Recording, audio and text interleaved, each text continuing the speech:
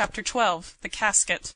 Behind the house at the Rue Fossette there was a garden, large considering that it lay in the heart of a city, and to my recollection at this day it seems pleasant.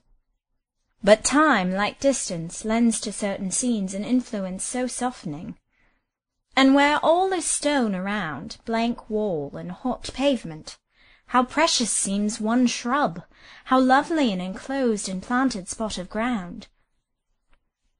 Their winter tradition that Madame Beck's house had in old days been a convent, that in years gone by, how long gone by I cannot tell, but I think some centuries, before the city had overspread this quarter, and when it was tilled ground and avenue, and such deep and leafy seclusion as ought to embosom a religious house, that something had happened on this site which, rousing fear and inflicting horror, had left to the place the inheritance of a ghost story.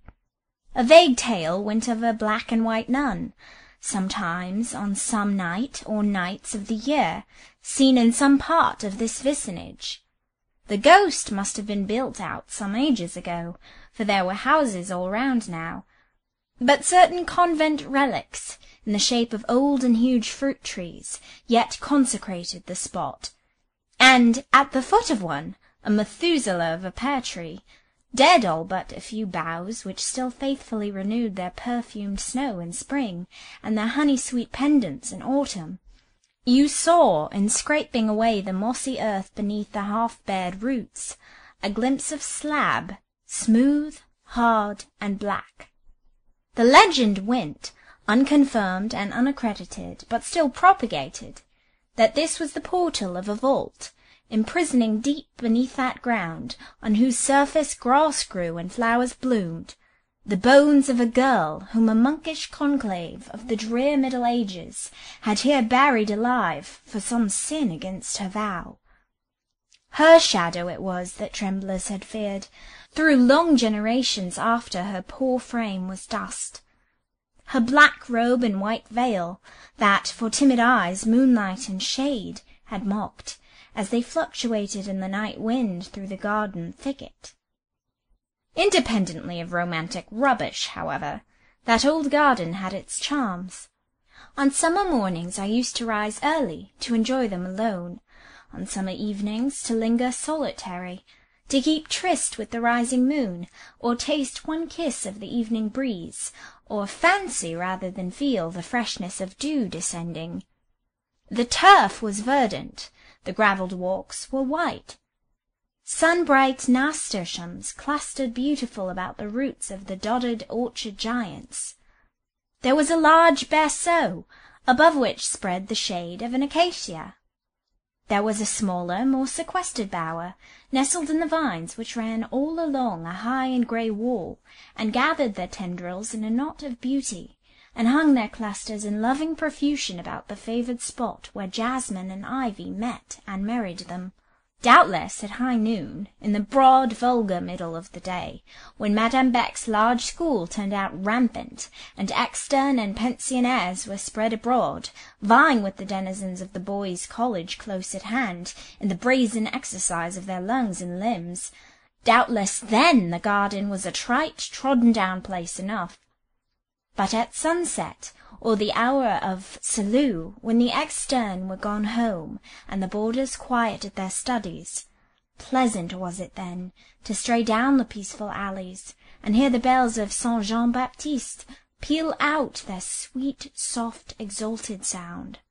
I was walking thus one evening, and had been detained farther within the verge of twilight than usual by the still deepening calm, the mellow coolness, the fragrant breathing with which flowers no sunshine could win now answered the persuasion of the dew. I saw by light in the oratory window that the Catholic household were then gathered to evening prayer, a rite from attendance on which I now and then, as a Protestant, exempted myself. "One moment longer," whispered Solitude and the summer moon. "Stay with us. All is quiet now. For another quarter of an hour your presence will not be missed. The day's heat and bustle have tired you. Enjoy these precious minutes." The windowless backs of houses built in this garden, and in particular the whole of one side, was skirted by the rear of a long line of premises, being the boarding-houses of the neighbouring college. This rear, however, was all blank stone, with the exception of certain attic loopholes high up, opening from the sleeping-rooms of the women servants, and also one casement in a lower story, said to mark the chamber or study of a master. But, though thus secure, an alley which ran parallel with the very high wall on that side the garden was forbidden to be entered by the pupils. It was called, indeed, la allée de fondue, and any girl setting foot there would have rendered herself liable to as severe a penalty as the mild rules of Madame Beck's establishment permitted. Teachers might indeed go there with impunity, but as the walk was narrow, and the neglected shrubs were grown very thick and close on each side, weaving overhead a roof of branch and leaf which the sun's rays penetrated but in rare checkers, this alley was seldom entered even during day, and after dusk was carefully shunned. From the first I was tempted to make an exception to this rule of avoidance. The seclusion, the very gloom of the walk attracted me. For a long time the fear of seeming singular scared me away, but by degrees, as people became accustomed to me and my habits, and to such shades of peculiarity as were ingrained in my nature, shades certainly not striking enough to interest, and perhaps not prominent enough to offend, but born in and with me, and no more to be parted with than my identity, by slow degrees I became a frequenter of this straight and narrow path. I made myself gardener of some tintless flowers that grew between its closely ranked shrubs.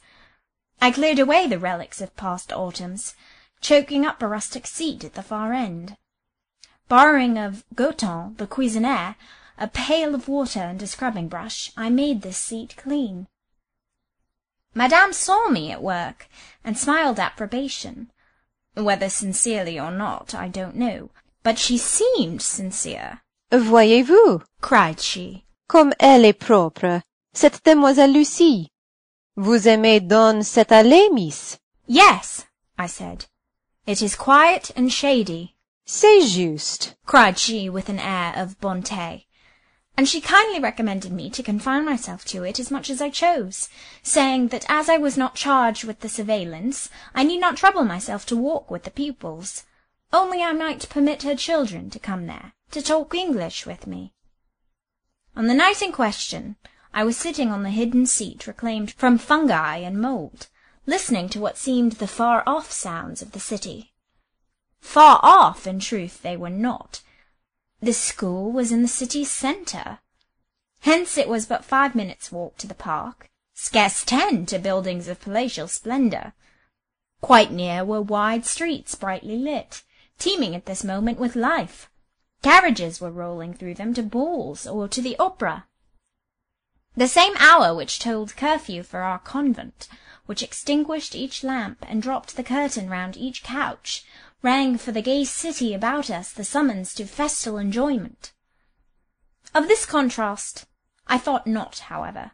Gay instincts my nature had few. Ball or opera I had never seen, and though often I had heard them described, and even wished to see them, it was not the wish of one who hopes to partake a pleasure if she could only reach it, who feels fitted to shine in some bright distant sphere, could she but thither win her way. It was no yearning to attain, no hunger to taste, only the calm desire to look on a new thing. A moon was in the sky, not a full moon, but a young crescent. I saw her through a space in the boughs overhead. She and the stars, visible beside her, were no strangers where all else was strange. My childhood knew them. I had seen that golden sign with the dark globe in its curve leaning back on azure, beside an old thorn at the top of an old field, in old England, in long past days, just as it now leaned back beside a stately spire in this continental capital. Oh, my childhood! I had feelings. Passive as I lived, little as I spoke, cold as I looked, when I thought of past days, I could feel. About the present it was better to be stoical. about the future, such a future as mine, to be dead. And in catalepsy and a dead trance, I studiously held the quick of my nature. At that time I well remember whatever could excite. Certain accidents of the weather, for instance, were almost dreaded by me, because they woke the being I was always lulling, and stirred up a craving cry I could not satisfy. One night a thunderstorm broke, a sort of hurricane, shook us in our beds. The Catholics rose in panic and prayed to their saints. As for me, the tempest took hold of me with tyranny. I was roughly roused and obliged to live. I got up and dressed myself, and, creeping outside the casement close by my bed, sat on its ledge, with my feet on the roof of a lower adjoining building. It was wet, it was wild, it was pitch dark. Within the dormitory they gathered round the night lamp in consternation, praying loud. I could not go in. Too resistless was the delight of staying with the wild hour, black and full of thunder, pealing out such an ode as language never delivered to man. Too terribly glorious, the spectacle of clouds split and pierced by white and blinding bolts. I did long, achingly, then and for 24 hours afterwards, for something to fetch me out of my present existence, and lead me upwards and onwards. This longing, and all of a similar kind, it was necessary to knock on the head, which I did, figuratively, after the manner of Jael to Sisera, driving a nail through their temples. Unlike Sisera, they did not die. They were but transiently stunned, and at intervals would turn on the nail with a rebellious wrench. Then did the temples bleed, and the brain thrill to its core. Tonight I was not so mutinous, nor so miserable.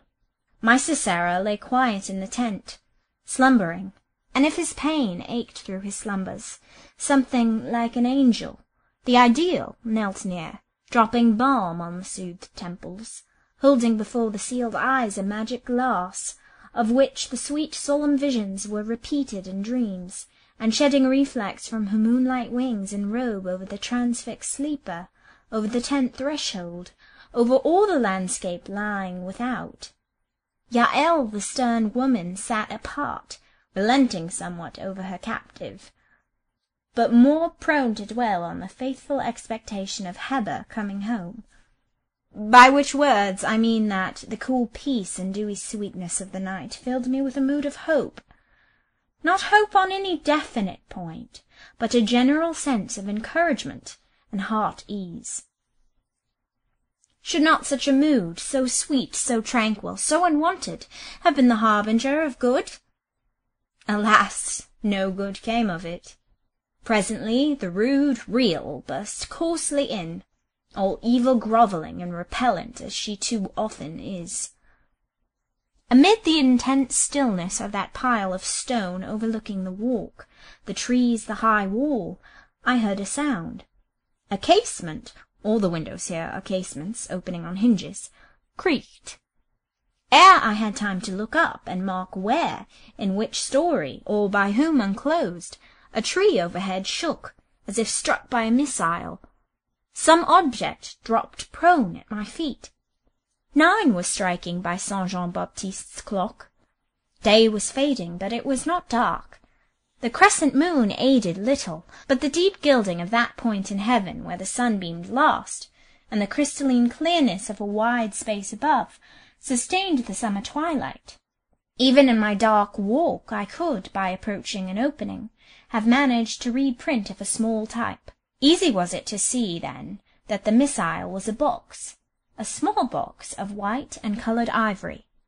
Its loose lid opened in my hand. Violets lay within, violets smothering a closely folded bit of pink paper, a note, superscribed, "Pour la robe grise." I wore indeed a dress of French grey. Good! Was this a billet doux? A thing I had heard of, but hitherto had not had the honour of seeing or handling. Was it this sort of commodity I held between my fingers and thumb at this moment? Scarcely. I did not dream it for a moment. suitor or admirer my very thoughts had not conceived.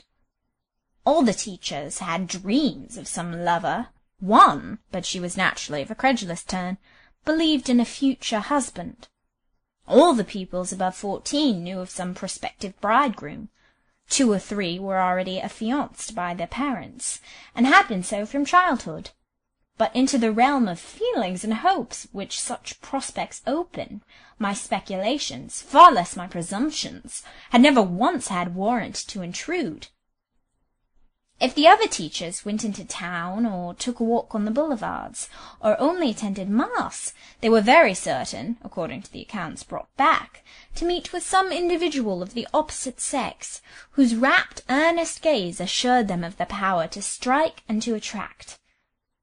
I can't say that my experience tallied with theirs in this respect. I went to church, and I took walks, and am very well convinced that nobody minded me. There was not a girl or woman in the Rue Fossette who could not, and did not, testify to having received an admiring beam from our young doctor's blue eyes at one time or other. I am obliged, however humbling it may sound, to accept myself. As far as I was concerned, those blue eyes were guiltless, and calm as the sky, to whose tint theirs seemed akin. So it came to pass that I heard the others talk, wondered often at their gaiety, security, and self-satisfaction, but did not trouble myself to look up and gaze along the path they seemed so certain of treading. This, then, was no billet doux, and it was in settled conviction to the contrary that I quietly opened it. Thus it ran. I translate. Angel of my dreams, 1,000,000 thanks for the promise kept. Scarcely did I venture to hope its fulfilment. I believed you, indeed, to be half in jest, and then you seemed to think the enterprise beset with such danger, the hour so untimely, the alley so strictly secluded. Often, you said, haunted by that dragon, the English teacher, une véritable bégule britannique, et ce que vous dites, espèce de monstre, brusque et rude, comme on veut caporal de grenadier, et revêche comme une religieuse. The reader will excuse my modesty in allowing this flattering sketch of my amiable self to retain the slight veil of the original tongue. You are aware, went on this precious effusion, that little Gustave, on account of his illness, has been removed to a master's chamber, that favoured chamber whose lattice overlooks your prison ground. There I, the best uncle in the world, am admitted to visit him. How tremblingly I approached the window, and glanced into your Eden, an Eden for me, though a desert for you. How I feared to behold vacancy, or the dragon aforesaid. How my heart palpitated with delight, when, through apertures in the envious boughs, I at once caught the gleam of your graceful straw hat, and the waving of your grey dress that I should recognize amongst 1,000. But why, my angel, will you not look up? Cruel to deny me one ray of those adorable eyes. How a single glance would have revived me. I write this in fiery haste. While the physician examines Gustave, I snatch an opportunity to enclose it in a small casket, together with a bouquet of flowers, the sweetest that blow, yet less sweet than thee, my Perry, my all charming, ever thine, thou well knowest whom. I wish I did know whom, was my comment, and the wish bore even closer reference to the person addressed in this choice document than to the writer thereof. Perhaps it was from the fiancé of one of the engaged pupils, and in that case there was no great harm done, or intended, only small irregularity. Several of the girls, the majority indeed, had brothers or cousins at the neighbouring college. But la robe grise, le chapeau de paille, here surely was a clue, a very confusing one. The straw hat was an ordinary garden head-screen, common to a score besides myself. The grey dress hardly gave more definite indication. Madame Beck herself ordinarily wore a grey dress just now. Another teacher and 3 of the pensionnaires had had grey dresses purchased of the same shade and fabric as mine. It was a sort of everyday wear which happened at that time to be in vogue. Meanwhile, as I pondered, I knew I must go in. Lights moving in the dormitory announced that prayers were over, and the pupils going to bed. Another half-hour, and all doors would be locked, all lights extinguished. The front door yet stood open, to admit into the heated house the coolness of the summer night. From the portress's cabinet, close by, shone a lamp, showing the long vestibule, with the two-leaved drawing-room doors on one side, the great street door closing the vista. All at once, quick rang the bell. Quick, but not loud, a cautious tinkle, a sort of warning metal whisper. Rosine darted from her cabinet and ran to open. The person she admitted stood with her 2 minutes in parley. There seemed a demur, a delay. Rosine came to the garden door, lamp in hand. She stood on the steps, lifting her lamp, looking round vaguely. Quel compte? She cried with a coquettish laugh. Personne n'y a été. Let me pass, pleaded a voice I knew. I ask but 5 minutes. And a familiar shape, tall and grand, as we of the Rue Fossette all thought it, issued from the house, and strode down amongst the beds and walks. It was sacrilege, the intrusion of a man into that spot at that hour. But he knew himself privileged, and perhaps he trusted to the friendly night. He wandered down the alleys, looking on this side and on that. He was lost in the shrubs, trampling flowers and breaking branches in his search. He penetrated at last the forbidden walk. There I met him, like some ghost, I suppose. Dr. John! It is found. He did not ask by whom, for with his quick eye he perceived that I held it in my hand. Do not betray her, he said, looking at me as if I were indeed a dragon. Were I ever so disposed to treachery, I cannot betray what I do not know, was my answer. Read the note, and you will see how little it reveals. Perhaps you have read it, I thought to myself, and yet I could not believe he wrote it. That could hardly be his style. Besides, I was fool enough to think there would be a degree of hardship in his calling me such names. His own look vindicated him. He grew hot and coloured as he read. This is indeed too much. This is cruel. This is humiliating, were the words that fell from him. I thought it was cruel when I saw his countenance so moved. No matter whether he was to blame or not, somebody, it seemed to me, must be more to blame. What shall you do about it? He inquired of me. Shall you tell Madame Beck what you have found and cause a stir, an esclandre? I thought I ought to tell, and said so, adding that I did not believe there would be either stir or esclandre. Madame was much too prudent to make a noise about an affair of that sort connected with her establishment. He stood looking down and meditating. He was both too proud and too honourable to entreat my secrecy on a point which duty evidently commanded me to communicate. I wished to do right, yet loathed to grieve or injure him. Just then Rosine glanced out through the open door. She could not see us, though between the trees I could plainly see her. Her dress was grey, like mine. This circumstance, taken in connection with prior transactions, suggested to me that perhaps the case, however deplorable, was one in which I was under no obligation whatever to concern myself. Accordingly, I said, "If you can assure me that none of Madame Beck's pupils are implicated in this business, I shall be very happy to stand aloof from all interference. Take the casket, the bouquet, and the billet. For my part, I gladly forget the whole affair." Look there, he whispered suddenly, as his hand closed on what I offered, and at the same time he pointed through the boughs. I looked. Behold Madame, in shawl, wrapping-gown, and slippers, softly descending the steps and stealing like a cat round the garden. In 2 minutes she would have been upon Dr. John. If she were like a cat, however, he quite as much resembled a leopard. Nothing could be lighter than his tread when he chose. He watched, and as she turned a corner he took the garden at 2 noiseless bounds. She reappeared, and he was gone. Rosine helped him. instantly interposing the door between him and his huntress. I too might have got away, but I preferred to meet Madame openly.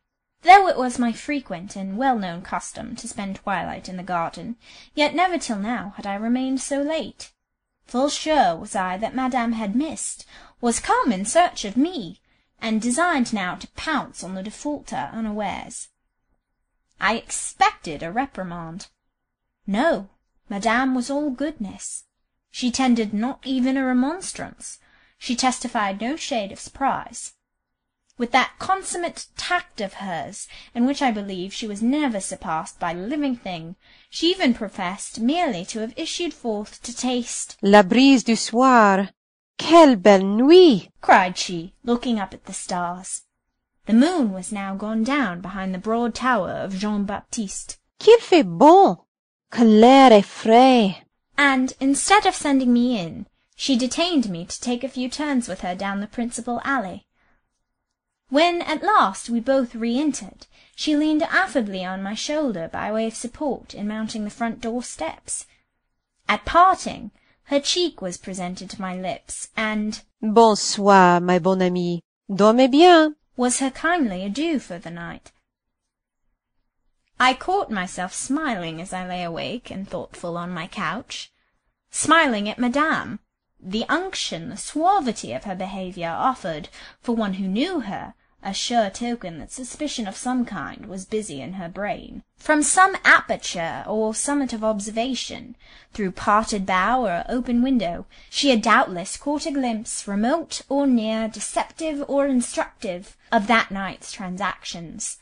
Finely accomplished as she was in the art of surveillance, it was next to impossible that a casket could be thrown into her garden, or an interloper should cross her walks to seek it, without that she, in shaken branch, passing shade, unwonted footfall, or stilly murmur, and though Dr. John had spoken very low in the few words he dropped me, yet the hum of his man's voice pervaded, I thought, the whole conventual ground. Without, I say, that she should have caught intimation of things extraordinary transpiring on her premises. What things she might by no means see, or at that time be able to discover, but a delicious little ravelled plot lay tempting her to disentanglement, and in the midst, folded round and round in cobwebs, had she not secured Miss Lucy, clumsily involved like the foolish fly she was?